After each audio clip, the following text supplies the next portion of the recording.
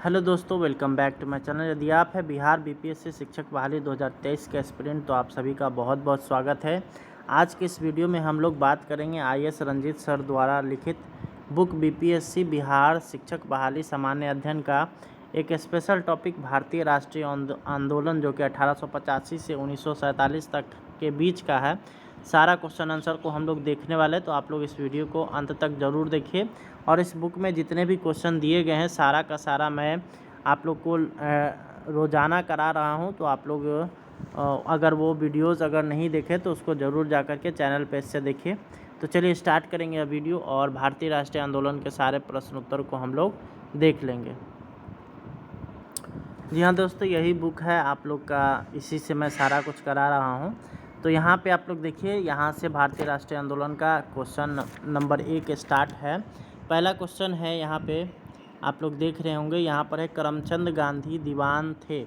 तो करमचंद गांधी कौन थे? तो भाई आप लोग जानते होंगे मोहनदास करमचंद गांधी यानी गांधी जी के पिताजी थे।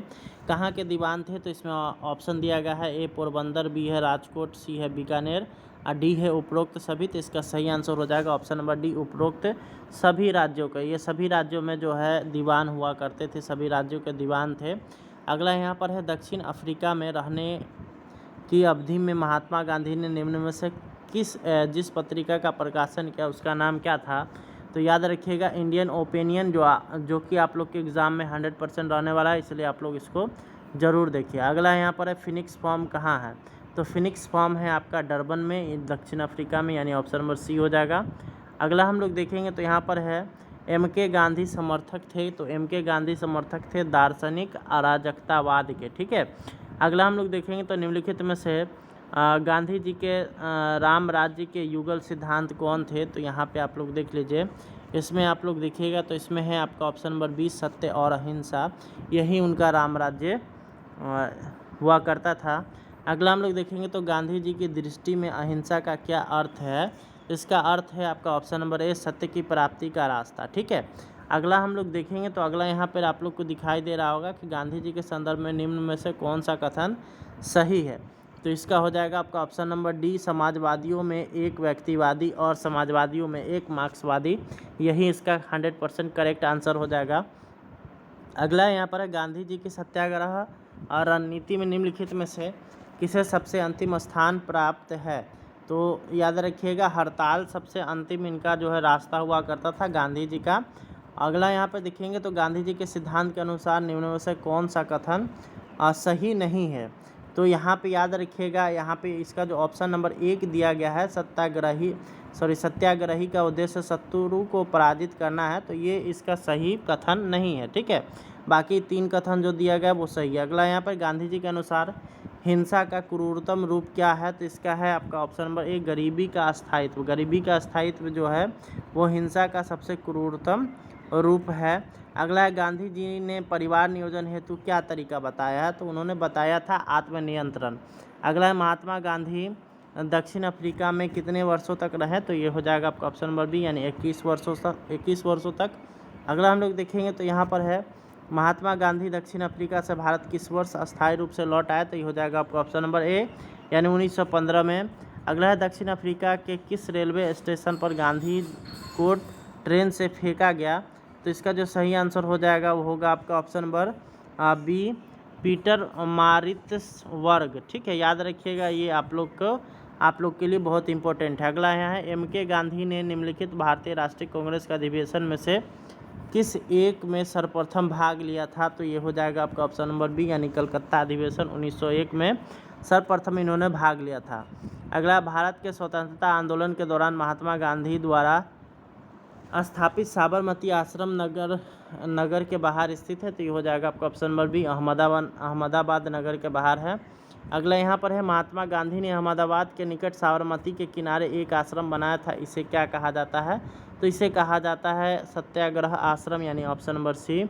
अगला है महात्मा गांधी से संबद्ध निम्नलिखित आश्रमों में कौन सबसे पुराना है? तो ये हो जाएगा आपका ऑप्शन नंबर बी, फिनिक्स, जो कि दक्षिण अफ्रीका में है। अगला यहाँ पर है गांधी ने सेवा धर्म कहाँ अपनाया था? तो ये हो जाएगा आपका ऑप्शन नंबर सी, दक्षिण अफ्रीका में। अगला है महात्मा गांधी के राजनीतिक गुरु कौन है, तो ये हो जाएगा आपका ऑप्शन नंबर डी यानी कि गोपाल कृष्ण गोखले। अगला हम लोग देखेंगे तो भारतीय राष्ट्रीय कांग्रेस का लाहौर अधिवेशन कब हुआ था, तो 1929 में, याद रखिएगा, बहुत इंपॉर्टेंट है ये। अगला हम लोग देखेंगे तो इंडियन नेशनल कांग्रेस और मुस्लिम लीग के बीच मतैक्ट का काल निम्न में से कौन प्रदर्शित करता है, तो ये हो जाएगा आपका ऑप्शन नंबर बी 1916 से 1922 के बीच। अगला है ब्रिटिश पार्लियामेंट में चुना जाने वाला प्रथम भारतीय कौन था, तो ये हो जाएगा आपका ऑप्शन नंबर सी दादा भाई नौरोजी, याद रखिएगा, ग्रैंड ओल्ड मैन इन्हीं को कहा जाता है। अगला है सुमेलित कीजिए, तो यहाँ पे हम लोग को सुमेलन करना है, थोड़ा बड़ा होगा, इसको थोड़ा सा छोटा कर लेते हैं। यहाँ पर है बारदोली सत्याग्रह जो है वो सरदार पटेल यानी ए का हो गया आपका 4, चंपारण सत्याग्रह गांधी जी यानी बी का 1, उसके बाद है कूका आंदोलन, ये था इसके राम सिंह थे, तो यानी सी का 2, और उसके बाद ये हो जाएगा डी का उसके बाद 3। यहाँ इसको मिला लेते हैं इस तरह से। यहाँ पे आइए इसको देख लेते हैं कहाँ पे मिलेगा। ए 4 है, बी 1 है, सी 2 है, डी 3, तो ये ए नंबर ऑप्शन में मिल रहा है। ठीक है, आइए आगे देखेंगे हम लोग। कथन ए, द्वितीय विश्व युद्ध में भारतीय राष्ट्रीय कांग्रेस ने अंग्रेजों को सहयोग प्रदान किया। कारण यहाँ पे दिया गया है क्योंकि उन्हें पूर्ण स्वराज प्राप्त होने की आशा थी। तो यहाँ पे याद रखिएगा ये जो दिया गया है इसमें ऑप्शन नंबर बी होगा इसका सही आंसर। ए और आर दोनों सत्य है तथा आर ए की स्पष्ट व्याख्या नहीं करता, यानी आर जो है वो ए का स्पष्ट व्याख्या नहीं कर रहा। अगला हम लोग देखेंगे 1937 में संपन्न विधानसभा चुनाव में इंडियन नेशनल कांग्रेस को निम्न में से किस प्रांत में पूर्ण बहुमत नहीं मिला था, तो ये हो जाएगा आपका ऑप्शन नंबर सी यानी कि पंजाब में। ठीक है, अगला सवाल हम लोग देखेंगे तो अगला यहाँ पर आता है, मेरा अंतिम उद्देश्य प्रत्येक व्यक्ति की आंख से आंसू पोंछना होगा, यह कथन निम्नलिखित में से किसका है, तो ये है आपका ऑप्शन नंबर ए यानी जवाहरलाल नेहरू का। अगला हम लोग देखेंगे कथन 28वां नंबर क्वेश्चन है। कथन ए कह रहा है गांधी जी ने दांडी मार्च किया, कारण इसका आर दिया हुआ है कि वे भारत की गरीब जनता को निःशुल्क नमक दिलाना चाहते थे। तो ये यहाँ पे इसका जो हो जाएगा, पहला कथन तो सत्य है लेकिन दूसरा क्या है, असत्य है। तो ये हो जाएगा आपका ऑप्शन नंबर सी, ए सत्य है और आर असत्य है।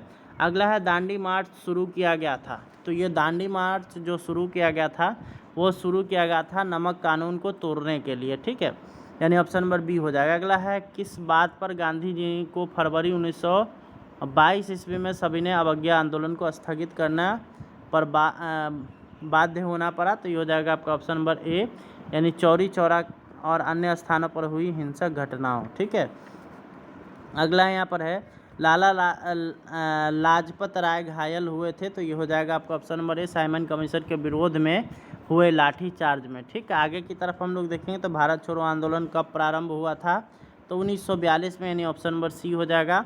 अगला है द्वितीय विश्व युद्ध के संबंध में भारतीय राष्ट्रीय कांग्रेस की क्या नीति थी, तो इसका हो जाएगा ऑप्शन नंबर ए पूर्ण स्वतंत्रता का आश्वासन मिलने पर ब्रिटेन को सहयोग। अगला है यहाँ पर है दिल्ली से पहले भारत की राजधानी कहाँ थी, तो ये हो जाएगा आपका ऑप्शन नंबर ए कलकत्ता। अगला है वर्ष 1919 में अखिल भारतीय खिलाफत सम्मेलन का अध्यक्ष किसने किया था, तो महात्मा गांधी ने, याद रखिएगा। अगला हम लोग देखेंगे तो मोतीलाल नेहरू स्वराज दल के नेता थे, निम्न में से कौन दल में नहीं था, तो ये हो जाएगा आपका इसका याद रखिएगा option number D C Rajagopalachari. अगला हम लोग देखेंगे तो यहाँ पर है लॉर्ड कर्जन ने वर्ष 1905 में बंगाल विभाजन कर दिया था, विभाजन किस वर्ष समाप्त हुआ था, तो 1912 ईस्वी में। ठीक, आगे की तरफ हम लोग देखेंगे तो निम्नलिखित में से किसने सर्वप्रथम गांधी जी को राष्ट्रपिता कहा था, तो ये हो जाएगा आपका option number A Rabindranath Tagore ने। अगला है भारत छोड़ो आंदोलन के समय कौन वायसराय था, तो ये हो जाएगा आपका ऑप्शन नंबर सी यानी कि लॉर्ड लिनलिथगो। अगला हम लोग देखेंगे तो लाल कुर्ती दल संगठन किया गया था, तो ये हो जाएगा आपका इसका सही आंसर ऑप्शन नंबर सी अंग्रेजों को निकालने के लिए। अगला है भारतीय राष्ट्रीय कांग्रेस का लाहौर अधिवेशन हुआ था, तो ये हुआ था 1929 में। अगला है निम्नलिखित में से किसका स्थगन गांधी इरविन समझौते में किया गया था, तो ये हो जाएगा आपका ऑप्शन नंबर डी यानी कि सविनय अवज्ञा आंदोलन का।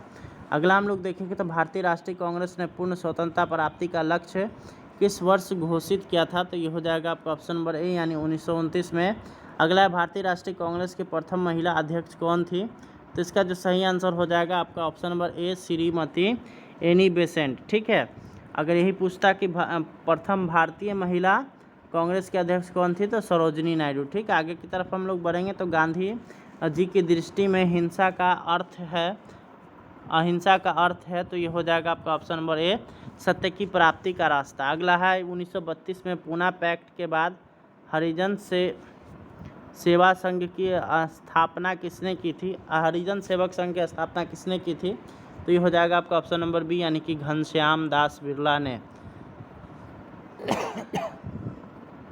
अगला है 14 जून 1947 को कांग्रेस के दिल्ली अधिवेशन में कांग्रेस के विभाजन का प्रस्ताव स्वीकृत हुआ। इस अधिवेशन को निम्न में से कौन अध्यक्ष थे?